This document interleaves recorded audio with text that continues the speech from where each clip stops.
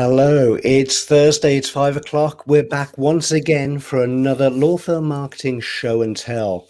I'm joined by some of the regular guests, a special guest, and one of our regulars is currently missing in action, but he'll be back. He'll be back next week.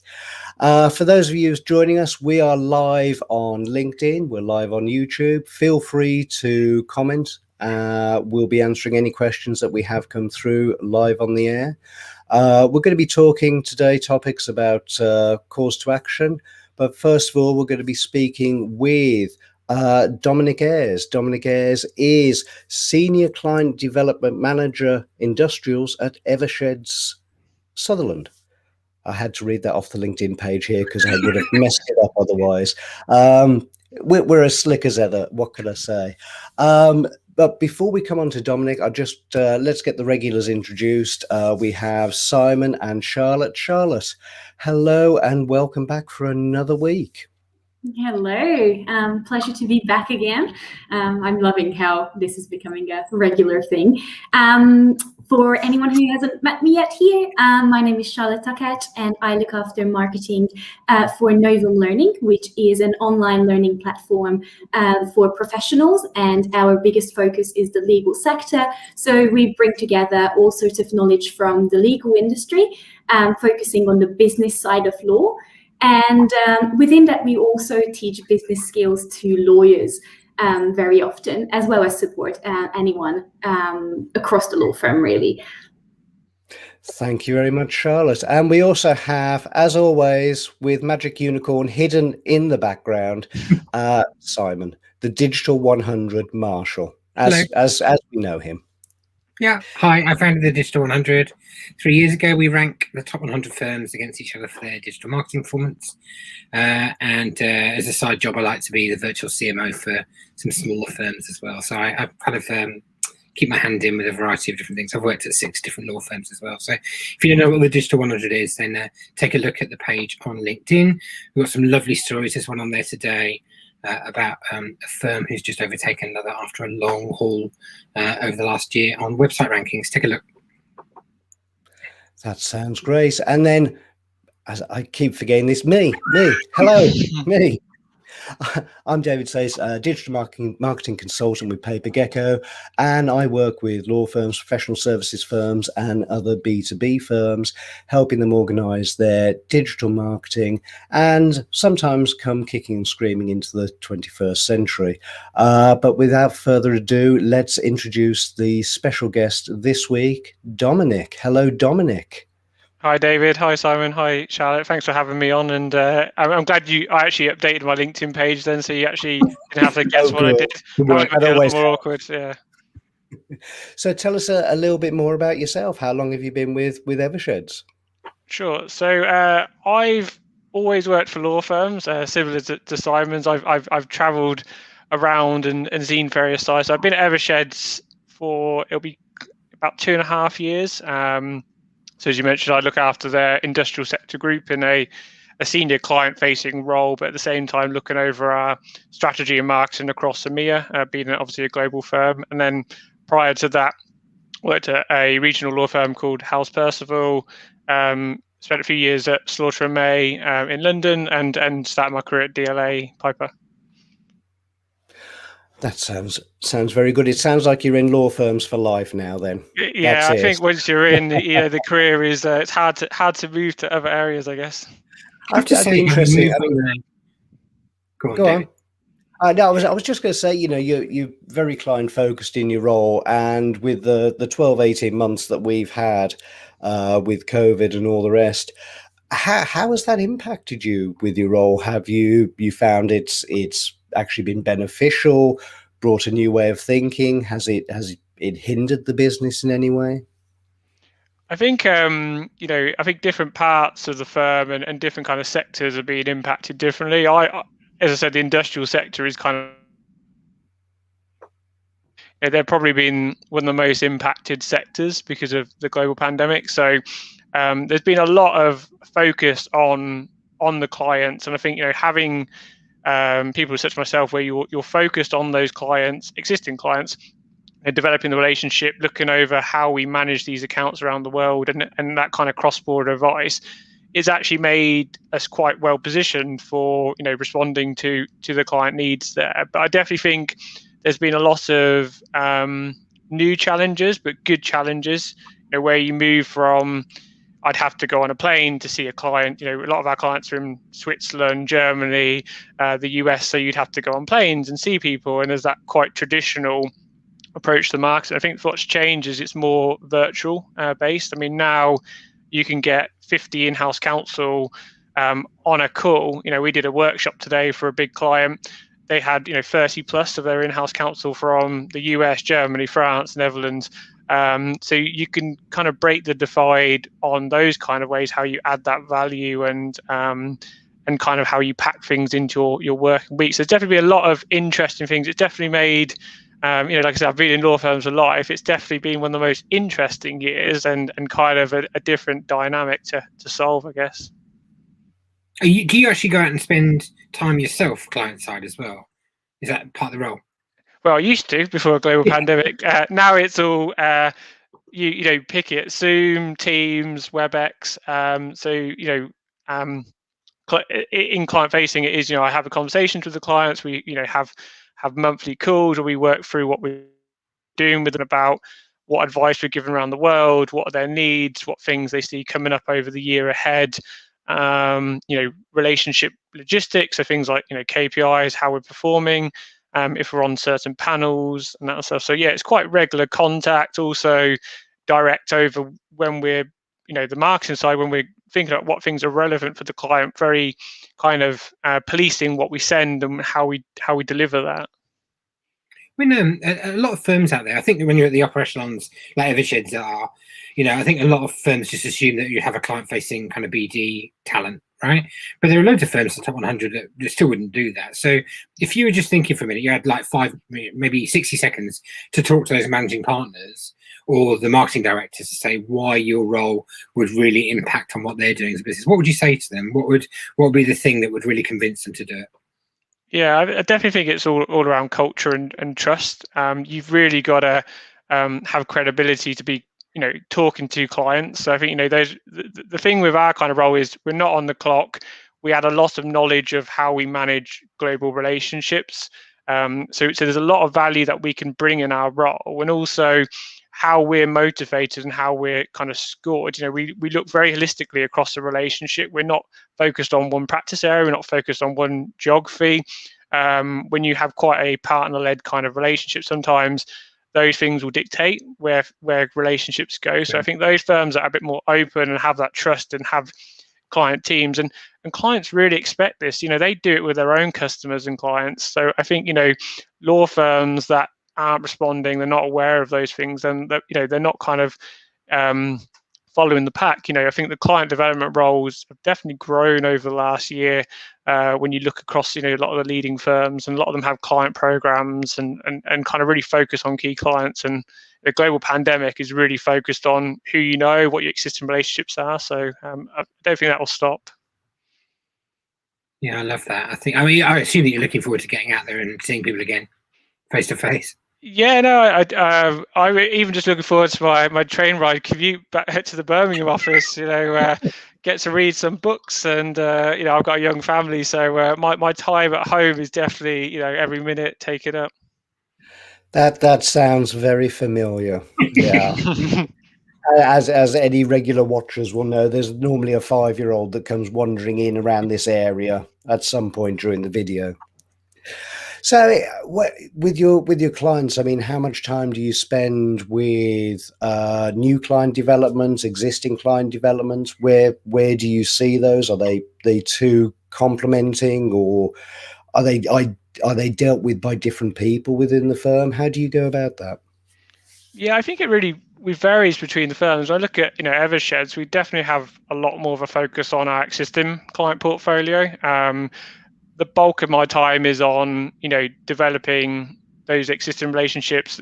The cost it takes to acquire new clients is it's long, it's a long process, and you might win a global panel pitch, but the time it takes to really invest and get up to speed takes a lot of time. So focusing on those existing clients, really looking at the value and how we develop those into major, accounts, into the millions. That's where a lot of the marketing time and the effort and the focus definitely appears to be. I know there's a lot of firms who probably more on the new side, acquisition side, where they want to do it, but I definitely feel that a lot of our time is definitely on those existing clients, especially those where we've built and developed relationships over 10 plus years. Some of the relationships we have, if not even more. So that takes time to get there with new clients. So it's all about that return on investment and the client as well. Do clients turn to you for help with like how they're structuring and doing things internally as well? Given that they've got a longevity to the relationship with the firm, do they say, "Can you talk to us about legacy planning or kind of other things as well?" Are they interested in what you're doing as a business and then importing it to their business? Yeah, definitely. I mean, there's two things that really resonate. There's one around the in-house function and how they move. So we actually have an alternative legal service provider called Connexo, and they focus on how they develop the in-house team. But I guess the one bit that's the most interesting, where a lot of us are seeing clients turn to us, is around diversity and inclusion. There's a real big emphasis on what we're doing, how we attract talent, how we manage talent, how we so much so that there's one client I work with where, rather than your typical client marketing BD strategy plan for that client, we have a diversity inclusion plan. So how we're going to work with them around their own objectives in that area. So things like reverse mentoring with them, sponsoring certain kind of days, such as women in engineering, and what we do around that. And I think that's a bit where there's a real knowledge swap and share that helps them in their role, because they're being told by their board, to diversify their talent and their teams, particularly in some traditional sectors like aerospace and automotive, where gender and BAME are really big drivers by their boards. So I think law firms are doing quite a lot in this area, and Eversheds actually in the US with the Mansfield rule and various other kind of Stonewall, etc., that we're doing quite a lot in. There's a lot of knowledge there that clients are interested in. So those firms that can extract that and use that really helps clients a lot more. That's good to hear that that's the way it's working. I see. Certainly seems to me to have evolved quite a lot over the last 2 decades since I started out in the law, where I just don't think it would have been quite the same consideration that a client would have turned to their law firm to learn things about how to structure their teams. One area on that as well. Any thoughts on kind of knowledge teams, client side? Any update for us on that? Do you know anything about that world in terms of what's happening? So around kind of like client-facing knowledge and. Yeah, so I think that's the within the client. So legal knowledge, but within the client, rather than So there's definitely a lot of clients. If we took like financial service sector clients, they actually have like legal ops knowledge managers who actually work with their law firms to collate all that intel, all that kind of client-facing knowledge, and then use that to educate their in-house legal team. In kind of smaller clients and kind of industrials, a lot of them will just have your general counsel contacts and it will kind of funnel in. But there's definitely a lot of clients who almost set themselves up to kind of build that knowledge receiver, and then kind of how they kind of dispel that into the kind of stakeholders that would find that useful. I've got a sense, maybe Charlotte can speak to it better than me anyway, given the nature of what she does for a living, but I've got a sense that we've still got a long way to go on that front. Like, I feel like there's a lot of opportunities for firms to really distinguish where they add the most value, where they're doing premium work, and where they're really helping clients with, frankly, precedent banks and, standard form kind of things. But effectively, they're kind of almost like subscription to the firm, but on the client side instead. And maybe even you're paying for, how to put it, I'll tell you the example, like Disney Plus this week, paying for Disney Plus, annual package, we get everything. It's much better than everyone thinks it is, by the way, if you haven't subscribed yet. But then my daughter then spots that Raya's come out and wants to watch it, and she wants to pay the premium 20 quid, right, rather than go to the cinema. Why not? I was resisting it, of course, because I paid the flipping bill, but it's a wonderful movie, watch it. But that model of subscription plus, that idea of it's okay to have a premium kind of play of it, I think is one Eversheds has always tackled these models early doors anyway, but I think it's one that, Charlotte, we might see a bit more of in terms of knowledge and advice on top of it. Are you seeing that from the Novum side of things as well? Well, look, it's not necessarily, it doesn't necessarily align with what we do per se, but what I was going to say that, just from the idea, from the marketing perspective, I find it super interesting because there is this idea of service dominant logic, which is, it has been around for ages, but it's still, like so new to the practice essentially. And I'm sure Dominic knows this as well, but I'm a massive fan of the idea that all the value is co-created, and your law firm needs the client just as much as the client needs you. And I find that, what you just described is this beautiful bouncing back and forth between, like wherever the knowledge is. And I'm sure that you're learning heaps from your clients that then you can incorporate into how you do things, and they feed your internal intelligence, and you give them away stuff that isn't necessarily law related. So I just find that, that's I think we're seeing an evolution of the kind of talent that firms. So let's say you are going to be the kind of firm that's going to take that approach. I think we're seeing an evolution of the kind of talent. You've got to be a growth mindset person to embrace something like that opportunity. If you're a fixed mindset, I'm going to post-rationalize, justify what we've got, I am God in my world, I think you're going to struggle in that world where you're trying to co-create with clients as well. Whereas, I've worked at both kinds of firms, by the way.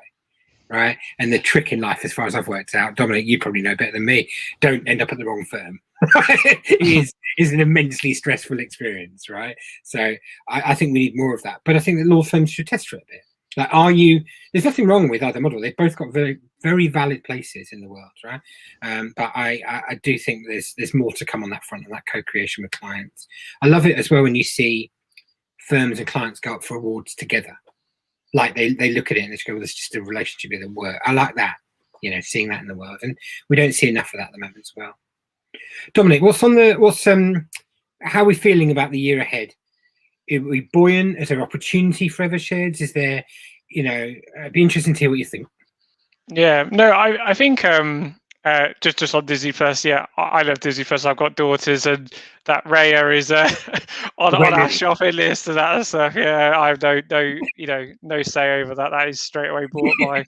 We've got everything like Netflix, all that stuff. So, but on your real question, I do think if we look over the last 12 months, those firms that are really invested in building those client relationships really know what they're good at, what they're not good at, are definitely set up to really help their clients. As I said before, the focus on existing clients and kind of really being clear, in how we go to market and our kind of client strategy. If we take the industrial sector, for instance, we're really clear on who we act for, what is our proposition, where we have that experience, how we then communicate that to clients, and then when we really invest in those relationships. And you touched on the kind of Disney Plus Premium. Obviously, we have client programs, and what that means is, we identify those clients we want to focus our resources on, and the type of things we come up as as a marketing team around client-facing knowledge for those really key clients is the sky's the limit. You could think of anything. We've developed mobile apps for those type of clients, so diversity inclusion plans. You really can, when you've got those strong relationships and there's that relationship, there's that communication, you could really develop well. Those firms that don't have those kind of institutional relationships, are not geared in that way. They're looking generally what their competitors are doing every 2 minutes. They're not really clear on who they are, what their brand is. They're the firms that will jump from the next trend to the next, or the next client to the next, without any real approach strategy for. And I think that's what I've definitely found at Eversheds we're very clear on. We know where our strengths are, what we want to be to clients. And I think clients get that consistency, which is really important. Are you finding then, as a result of that approach, that you're getting fewer conversations around price? I think price is always going to be part of the conversation. I think it's the last 12 months we've definitely seen that. But I think if you can add that value, you really, are clear on that, what is the value proposition. Yeah. The pricing conversation changes on its head. Those firms where you have a very supplier relationship and you've not got that proper, kind of institutional trusted advisor relationship, it's going to be more around price, and that's where those firms that will be able to undercut you in the short term will, either have challenges later on price, or they will have challenges around the quality they give. Whereas if you're quite, consistent and quite, stick to your kind of value proposition, then you'll kind of generally have a more sustainable relationship.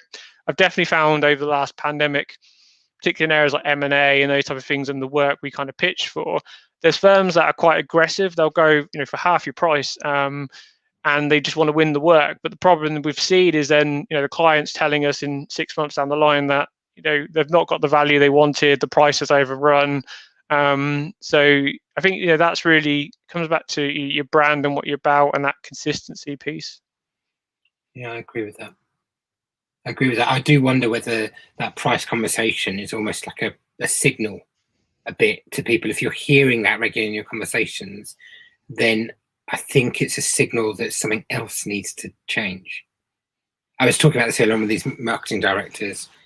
I was talking about like proxy signals, like what does it actually mean if somebody says your price is wrong on this? Well, to Dominic's point, it'd be interesting to hear what the others say, but I think it means that you don't have a stronger relationship as you need to have. You're not working in the partnership in the way that you could be. Do you see what I mean? It doesn't necessarily just mean it's to do with price. It's always going to be in the mix, of course it is, but I do think there's a lot of nuance in the phrase, it was decided on price. And one of them is, it could well mean it's decided on chemistry, but we just don't know how to tell you that we didn't feel it between us. So what we're going to tell you is it's price, because it's easier to tell you that. I think that's right, isn't it? Oh, sorry, David. No, I was just going to say that there's one of the marketing quotes out there that when you start dealing with the pricing side, you're just turning yourself into a commodity. There's always going to be somebody who will come in cheaper, and if that's the only thing that you're looking at, as you say, what you get in return is never exactly what you wanted. And, I see this across a number of industries. You look at the lowest price and you start to realize, can they really do what I want for that? But overall, I think it comes down to good brand, good communication. I heard this amazing insight from this brilliant woman called Vanessa Ugatti, who's Charge What You're Worth expert. I was on a webinar with her the other day for a client. And somebody said to her, well, clients come back to me and they say they can get it cheaper down the road. And did I share this last week? I probably did. I can't remember now. David's smiling, so maybe I did. Possibly. I wasn't listening. He wasn't listening anyway. So Vanessa said to her, that's because they want to work with you. And she said, no, but they've just told me that they want to get the price down the road. She goes, no, they wouldn't have come back and told you that. What they want is you. And they're telling you that other person's doing it cheaper. Now, you've got a choice about what you do in that moment about price. But what they've really signaled is they want to work with you, because otherwise they wouldn't have. Why bother coming back? If they genuinely have instructed someone else at the price, they're not even going to tell you. You don't go back to the restaurant that you dipped in and out of and then went on. You don't go back to Pizza Hut and tell them, well, we didn't eat here. We wanted to, but we didn't eat here, do you? Right? It sounds crazy when you say it like that. So I thought it was a really good insight. If somebody comes back to you and says they're willing to do it cheaper, this is for all law firm partners to watch this. I want you to hear instead they want to work for you, with you, and you might need to not change your conversation on price. Why would you? They've just signaled something to you instead. Anyway, just a thought. Dominic, I really enjoyed that. It's brilliant. Will you hang around for the rest of this thing? Because we're going to look at... yeah, definitely.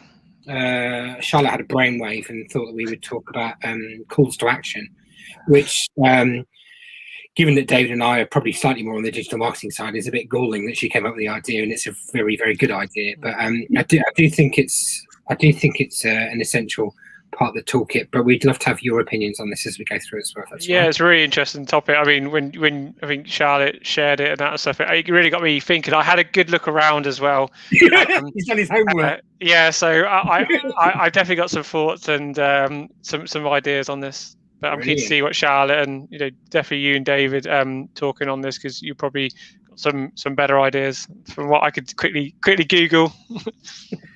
Yeah, Well, I mean, I would lie if I said that I over prepared, because I think that's a running theme of these sessions. It's part of your personal branding. No, but I can't ruin the theme. God, people come with an expectation. If we are we don't want to be too polished doing this. Hashtag winging it. Yeah, no, but look, essentially what I was thinking about is, or I started thinking about that, and probably for the context of background, I am from Hungary, which is an Eastern European country. It's a very different mindset, and I actually do some stuff with a couple of legal tech businesses or legal businesses over here as well. And being Hungarian myself, or growing up here, I guess it got me thinking recently, and I am in Hungary at the moment as we speak, just for context. And it just got me thinking how in Hungary it's kind of a theme, and I think it's a historical sort of thing that runs in us, where a lot of people don't necessarily feel like that they have the right to go to a lawyer.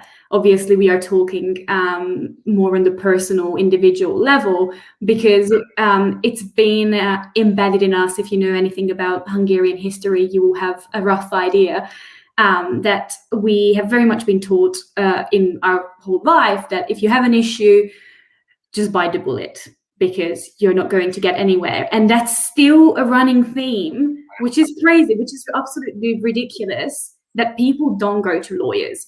They're called inherited conversations. Absolutely. It's nothing to do with your experience of the world. It's your parents' experience of the world. And you inherit those conversations 2 generations later. I have a relationship to money that's got something to do with my gran. It's got nothing to do with my experience of the world. It's crazy. And I find that absolutely mind-blowing. And comparing that to the US, it's just amazing. The striking difference where people think that they can just sue for anything because they have the right to do whatever they want, and their sense of freedom and their sense, well, no, okay, I'm exaggerating it. Sorry if anyone is watching from the States. Well, actually, I grew up there, and no, that isn't an exaggeration. So, yeah. Yeah, but it's like completely different. And so bringing it back to our call to action point, I guess it got me thinking that when you look for legal advice, or when you're considering like, okay, do I need a lawyer? What is that call to action that gets you over the line? And obviously, like now we spoke about an Eastern European country and the States, which are the 2 extremes, and we are, literally in between in the UK. But that's why I kind of, like, my mind kind of started wondering whether it should be a subtle, I feel like in the UK there is a lot in sort of the subtle call to actions, like, you should already know whether you need a lawyer or don't, and we are kind of like mysterious about how you should be getting in almost touch. a stereotypically British, well, if you wouldn't mind pressing this button kindly to find out more information, it would be very nice. Absolutely. Whereas, in the States, you can see like really explicit, just press the damn button. Now. Exactly. That's why it got me thinking, and it got me thinking whether one call to action is enough, whether, like, what is the call to, like, is learn more really the call to action that we need? Yeah, that's interesting, because I think things like that, they may be signposts, but they're so cliched. I think the more interesting part is even taking a step back. I mean, talking about the international setup there. I've worked with a lot of international companies developing websites that are shown across the world, and these are often split out into location and language, and very keen that while we may have an international presence, we understand that local environment. And I think one of the key things you mentioned there is how, a call to action in one place is going to be very different to somewhere else. And, I've specifically worked quite recently with Germany, China, the US, South America, and you start looking through what these pages are doing, what they're trying to accomplish, and you soon realize where you can be very forward, very brash. This is what you need to do. This is what you do now. Whereas in other cultures, it is a slower process. And I think if you approach an Australian market with a British mindset about call to action, you'll make precisely no sales. Like none. And I don't even think the Americans are probably the extreme. I think the Australians are probably just pretty direct kind of people, and they think you're trying to pull the wool if you try and do anything other than just be straight with them about what it is you want them to do.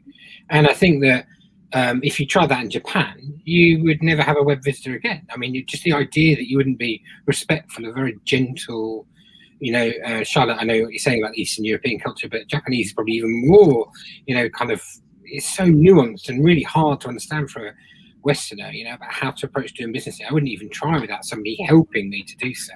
But I did work in translation for a bit and localizing, those pages in the early days of kind of websites as well. And the amount of nuance and effort that need to be given to each other. I mean, in Korea, if you put something in bold, they think you're shouting at them, but not in a slightly raised voice way. They won't talk to you again. These people will be like, I just don't know how to deal with that. If you talk above a whisper, they think you're just offensive all the time. So you can imagine how I got on with them. I think that localization piece is huge.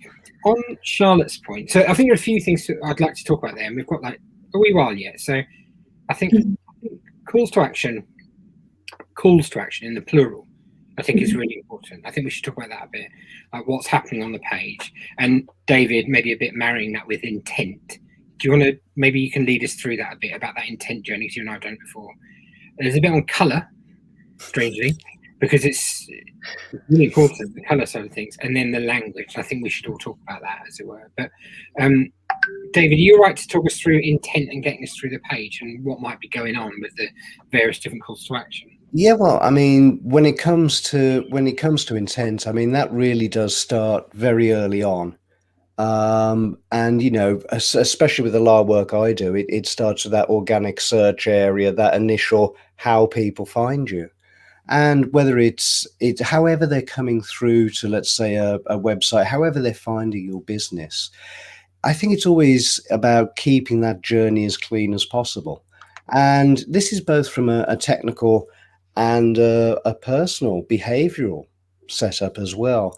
I think over the years I've seen some terrible examples of people using PPC landing page ads, and they just say one thing, deliver something else, or they just point everyone through to a homepage somewhere, and instantly it's a very jarring experience. You think you've been targeted for a specific keyword, your intent is there, you click on it, and all of a sudden you end up with something that is quite general. And it's interesting because Google knows this, and it's learning it more and more. So it's areas like that just within the PPC side that could actually get you, well, not exactly penalised, but lower your quality score. I was about to say that effectively you're paying to make your organic rankings worse, because you're paying for pay-per-click. Then people come onto the site, and then it spots that the bounce rate has gone up, and people hate it, and then it penalises organic. Yeah.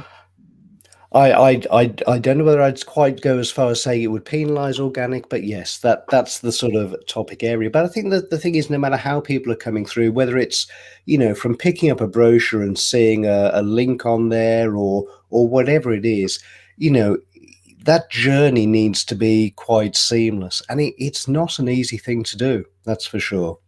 It takes time. I mean, I'm sure Dominic's nodding there. I can be sure that for somebody like Dominic, you're making sure that those specific industries clients are being brought through in the manner that they expect to be brought through. Yeah, it's definitely a longer process, isn't it, the call to action, especially in B2B businesses. And B2C, it's kind of like, you take like your Amazon, what you kind of want, or you might see what might look at what you've been there before, add to your cart, or buy instantly. It's quite seamless. Whereas in the B2B, you got to really kind of help direct, your customer or your client or your user through that kind of process, from that kind of awareness, evaluation, and then purchase. I think most law firms focus very much on that awareness and valuation point. I think the awareness bit is quite softer. It's kind of like here's like that white paper, here's that report. Understand who we are, our brand a little bit, and come into our world. And then I think most of our law firms get stuck a lot in that evaluation stage, which is, okay, now you've signed up to our stuff, we're going to send you stuff we think you're interested in, and then we'll hope till something hits right, and then we've got you in that last stage. And I think that's the challenge. Is that then how do you get to that next stage? That kind of final buying bit where, because you're selling the invisible, it's very difficult to have a call to action that kind of solves that, I guess. Somebody says in the background there. Being hit on the head 100 times by a 10-gram stone is nothing like the experience of being hit on the head once by a 1 kilogram stone, right? And I think that law firm digital marketing can be a bit like that. This idea of downloading a white paper that's 150 pages long is the equivalent of a kilogram rock that's been dropped on your head, right? And if you went into B2C, and that Charlotte knows that I don't really love the difference between B2B and B2C, it's just P2P, all of it, right? But if we think about the industries that treat themselves as B2B and B2C, I think that in professional services, instead, we need to say, what's the marginal next step? David, from the ClickFunnels playbook, they would say, what's the smallest next thing you can get them to do? And then what's the smallest next thing you get to do? And it's one of those journeys that happens that you don't realize that you've taken 50 little steps, but actually you've come a long way. Whereas if you ask them to take 2 or 3 big steps, they're not with you, because they don't want to download the white paper and then consume 150 pages and then do the next thing and attend your webinar and do these things. But actually, if you get them to do nudge, that's when they look back and go, flipping, I didn't even think about how far I've come here. It's always about those next steps, and I think especially with digital, with websites, it's making sure that is continuous. You don't leave them with a page where they're left wondering, well, what do I do now? People make decisions within a few seconds, sometimes quicker, and it's vital to make sure that guidance is there through the whole journey. I think within 3 or 4 seconds, people know what a page is like. I think it's also that those journeys happen on the page. So David and I talked about this previously. I think it was in the Christmas update that we did. Intent that's expressed in the search engine, right? You're declaring an intent. How do I do this, or whatever, right? Then you come onto the page, and that better match the intent that you've got. And then to Dominic's point, that awareness thing, you're going to play in the top. Here's the thing that you were looking for. The answer to the question might well be used for the snippet on Google, right? But that's really answers your first question. But my intent has now changed because it's been satisfied by the thing, right, that you've told me.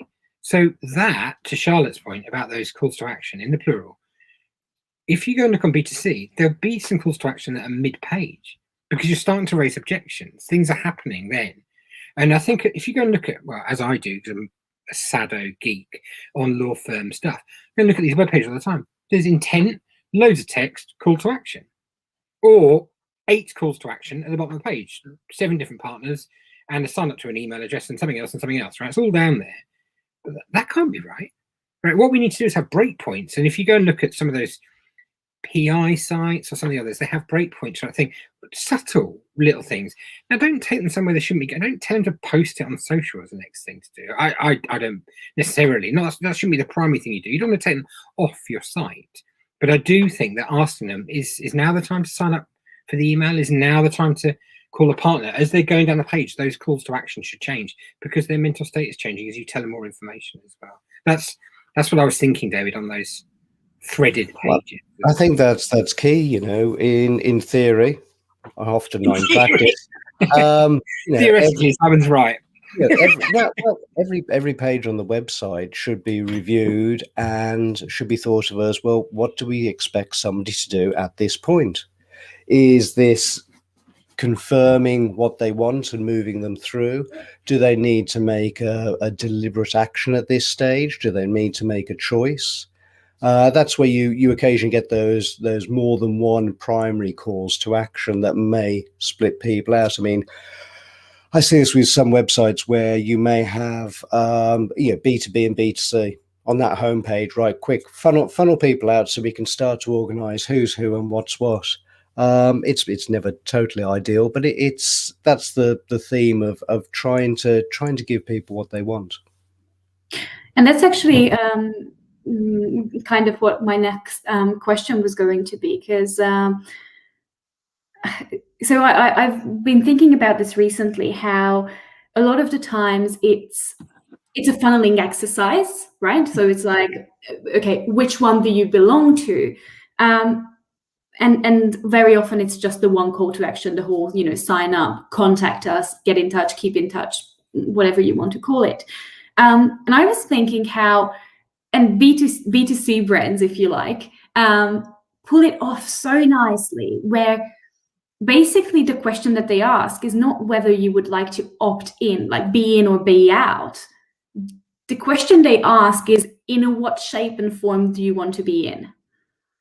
And I think that that's where you were going, David, as well, like the whole multiple call to actions. And I think that they are not used, and it's not just law firms. I think across a lot of industries, actually, this is so misused, because what that does is, it keeps people on your side, but suddenly the decision becomes, in what way and form am I in? Suddenly opting out is not an option anymore. And like your mental state just completely changes, because but what that I think also does is gives people the choice, right? Everyone loves to have a choice. Everyone loves to have power.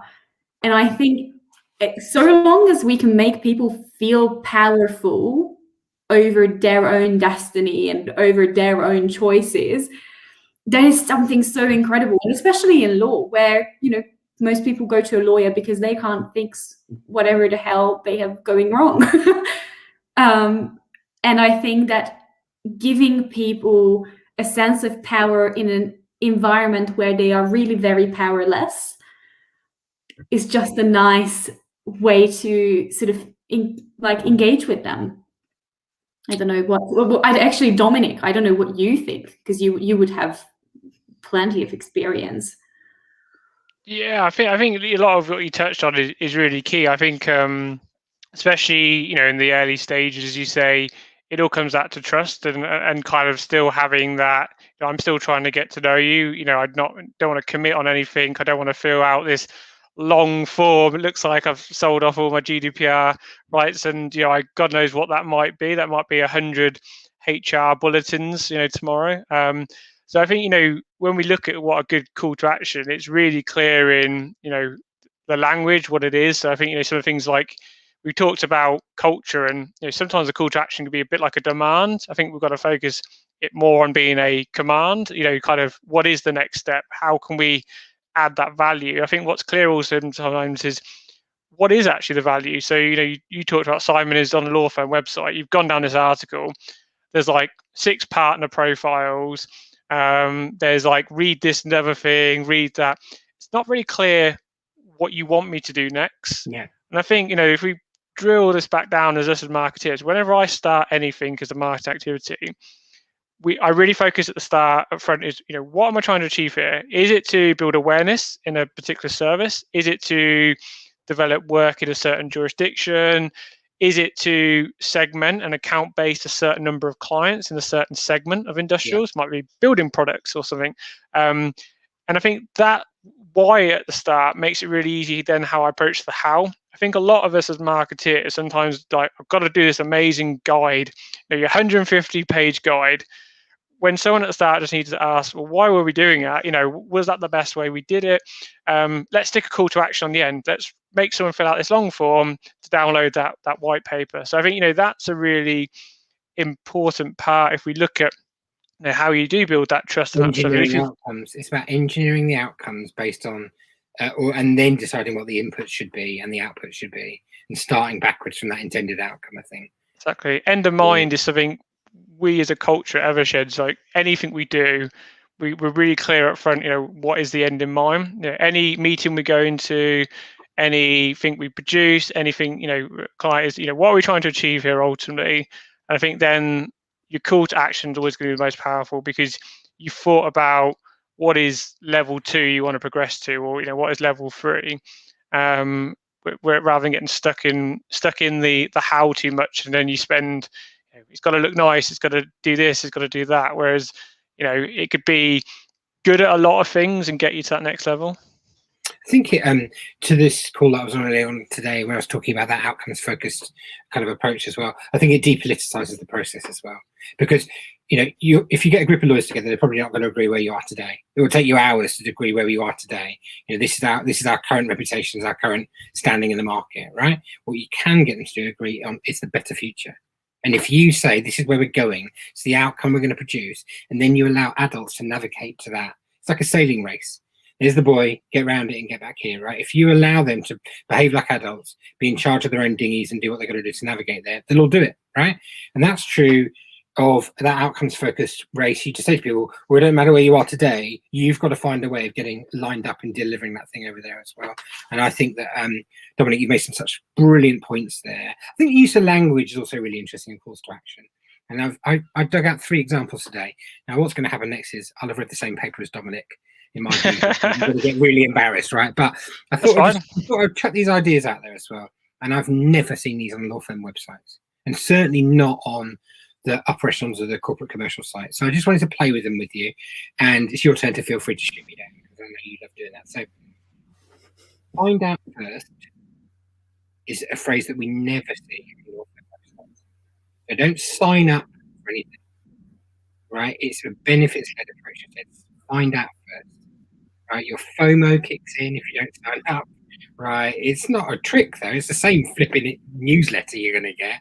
But I just thought that was one that law firms could take away from today and consider using. Find out first about this thing, right? Because it plays on the, I want to know. So it'd be good to hear what you think about that one. I thought get started today. It's quite a nice phrase. And I don't think it works for all areas of the law. I don't think anybody's insolvency law gets started today. It's like brilliant. I've got to break the company up. But I think that in some areas about drafting a will or doing something positive like buying a house, why wouldn't we use positive, affirmative, forward moving kind of action as well?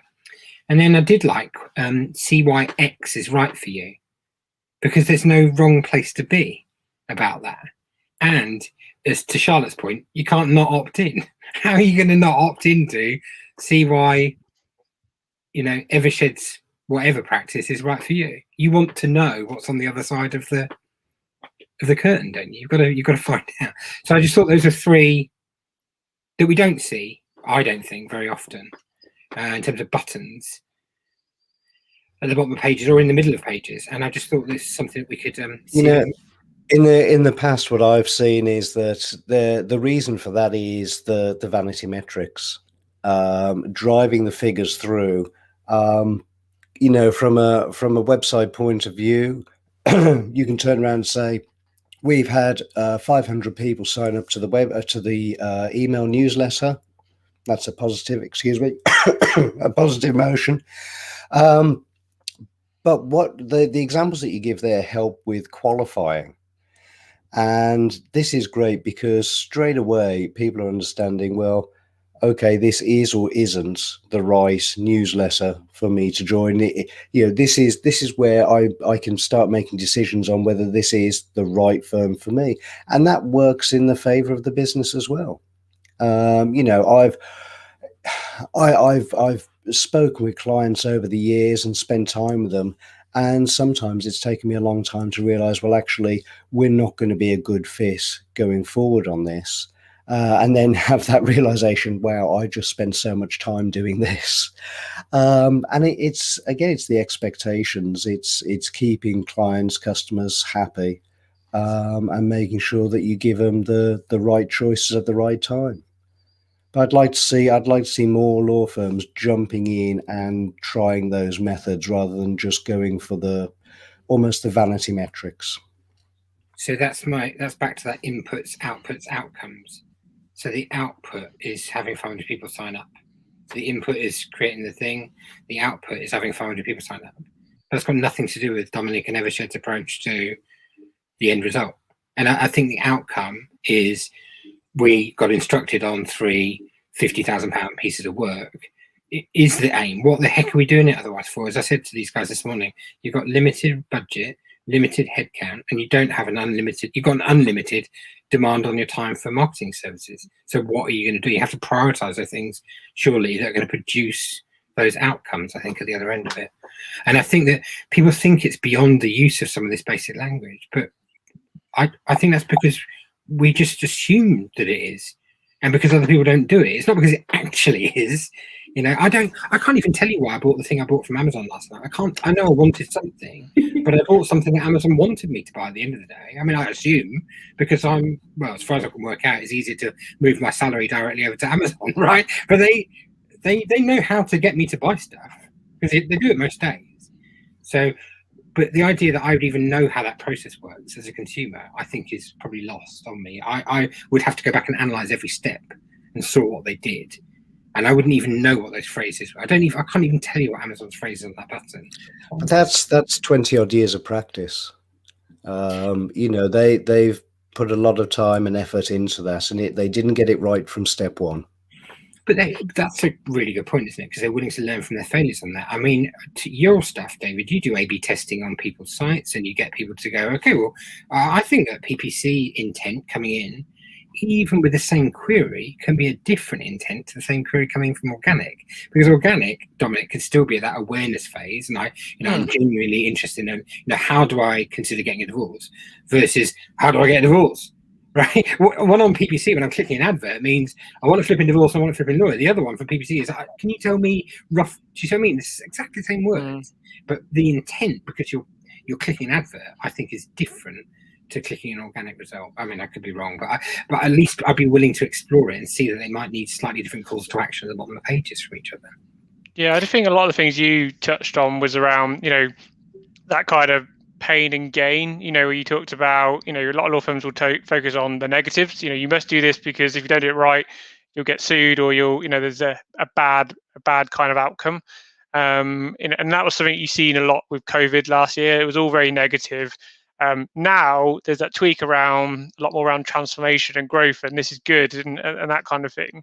And I think it's definitely when you look down the funnel, that kind of middle bit where where someone's evaluating you as a supplier or as a relationship, that those kind of messages are going to be more powerful because they're the type of things where you're starting to build that trust and that curiosity. I mean, I'm like you, I think it comes back to culture. Amazon, if I see something, I'm like, I need it now, I want it now. The knowledge stuff, when I look at my Gmail account, the amount of reports where it's like law firm marketing stuff to do things better, I'm a sucker for that stuff because I've like a thirst for knowledge and I want to do things better and that constant improvement. So I think, it comes back to that culture. What was Charlotte's really good point was, I imagine people in Hungary might have a different approach to that pain and gain. They might be more focused on, I don't want a bad outcome, whereas some people might be certain cultures are more optimistic and they focus on that, and more cultures are more wary of something for free and for value. Why are you giving this away for value? Is it not worth what it is? Imagine I charge for a guide or something on something. Can I put £100 for it? A client, would they pay £100 because it's worth £100, or do they feel like it's, I think that kind of value thing is really interesting. Different cultures have different ways on that. But then, absolutely, I definitely agree. One of the things that I wanted to jump back to that you were saying, Simon, that what happens on Amazon, and I am not sure, and I'm happy to be proven wrong, that people necessarily know what they want from a lawyer. And I think that's what Amazon does really well, because they realize that you don't know what you want. You're just window shopping. You're just exploring your options.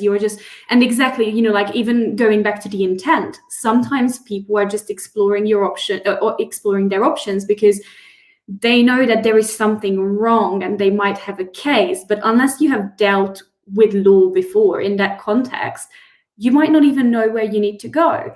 And one of the things that I'm a massive fan of, and I've never seen it in law, nor have I seen it too much in B2B in general, which is like my big pain, is gamification. And I think call to actions just so beautifully lend themselves to a gamified, right? We've all been on Facebook where everyone wants to know what ancient stone they are. Or, I'm just bringing up a silly example, but there are so many things that you could gamify.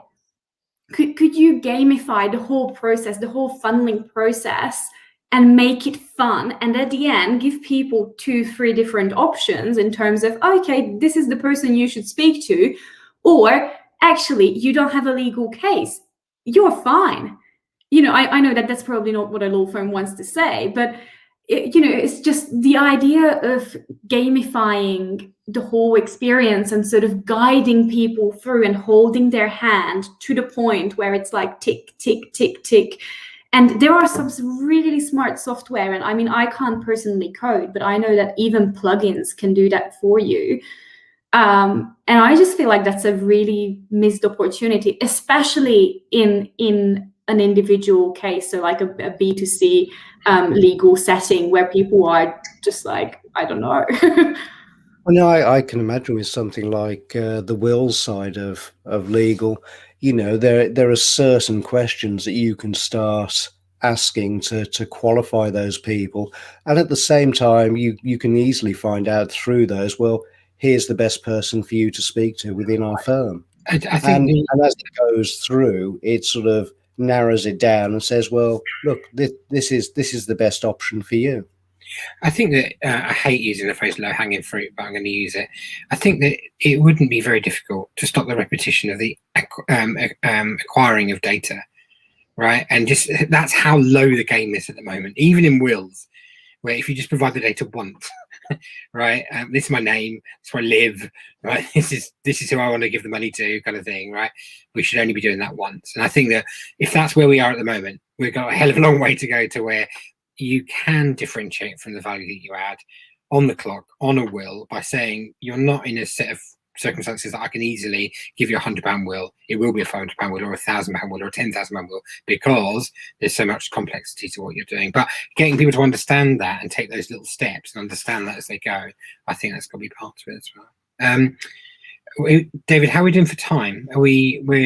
We're heading towards the hour, I think. We're heading up to the hour, so we'll start winding things up. But fine if somebody has anything else they want to discuss. I think the one area, it's interesting, Charlotte, you mentioned gamification, because one of the best areas within legal that I've used that has been internally, and that worked absolutely fabulous. I mean, a more conservative law firm. Nicely gamifying what we were doing to help bring partners, BD, marketing together. That was the key goal there, and it worked very well. Are you able to tell us about that in some depth next time, or is it confidential and off limits? I'll have to have a think. I think most of it's all right. Yeah. Can we talk about that a bit more? Because I think that harmonizing marketing and sales for starters, and then marketing and sales and the people we work for, our clients, I think is a huge gain for the next year as well. Yeah, we could do that. Oh my God, we're organised this week. We've organised a special guest. We organised a loose topic beforehand, and we're even looking towards next week as well. We've got a special guest lined up for next week. We already know. Dominic, you must be our lucky rabbit's foot. Thank you very much. Next week, Katrina Colley is going to join us. She's a research specialist. I worked with her years ago at CMS. She used to describe herself as the arch Googler of her time. She didn't understand why people would ask her questions they could answer by asking Google. And frankly, it's for the following reason, Kat, if you're watching this video, you always ask better questions than anybody else ever did. And that is its own skill in life, right? She is now 15 years down the line from that and still does it better than everyone else. And she's going to talk about competitive intelligence, what other people are up to, how to find that information, and why you should use an external viewpoint on those client relationship elements. Sometimes, not all the time, but sometimes you need to bring in the supreme edge to that. So she's going to join us next week and talk about that a bit. That sounds good. Okay, well, let's wind this up now. We've just hit the hour mark. If there's any final remarks from anyone, except Simon, who always steals the show at this point, feel free to say anything. Otherwise, Dominic, I'd just like to say it has been an absolute pleasure on behalf of all of us having you on as the special guest this week. It's been fabulous hearing your insight. And I hope that one day you'll be on that train with your book back to Birmingham. Thank you for having me, David, Simon, and Charlotte. Yeah, it's been a really interesting conversation. I definitely think there's a lot of things we've got people provoking, what to think about when they do the next kind of thing, and myself will go away with some ideas and that. So, thank you. You're Thanks welcome for joining us. Well, until next week, when we have an even more organised show than usual by the sounds of things, and we will have Rich back, I think, next week. For all of you who tuned in this week and haven't seen him, I'm very sorry for that, but he will be back next week, so you'll be able to see him. I know he will be missed. So yes, until next week, thank you very much. Thank you, everyone. Thanks. Bye.